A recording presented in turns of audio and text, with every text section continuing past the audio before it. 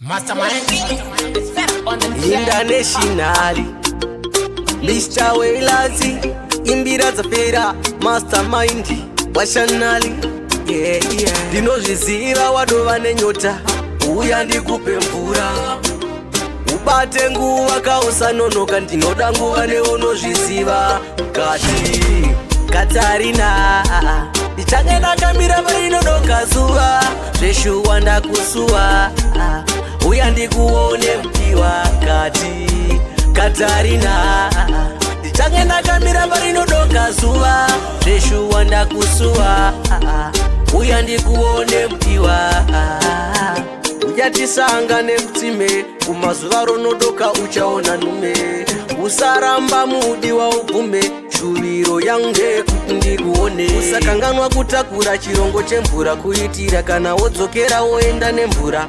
Girl, I miss you, I will be waiting for you. Kati Katarina ndichange ndakamira parinodoka zuva zveshuwa ndakusuwa uya ndikuone mdiwa kati Katarina ndichange ndakamira parinodoka zuva zveshuwa ndakusuwa uya ndikuone mdiwa ndinoziva baba vako havandide vanatsa nokudhara ikoko havandimise kati uya undione zvikise vakada kukumisa mudiwa utize iwe ndinozviziva wadova nenyota uya ndikupe mvura ubate nguva kausanonoka ndinoda nguva neunozviziva kati Katarina ndichange ndakamira parinodoka zuva zveshuwa ndakusuwa uya ndikuone mdiwa kati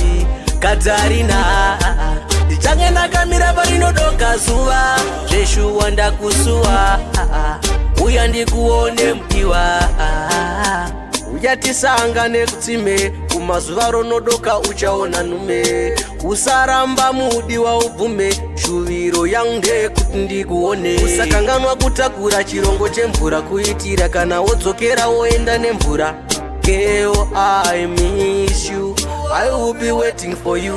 Kati Katarina ndichange ndakamira parinodoka zuva zveshuwa ndakusuwa uya ndikuone mdiwa kati Katarina ndichange ndakamira parinodoka zuva zveshuwa ndakusuwa uya ndikuone mdiwa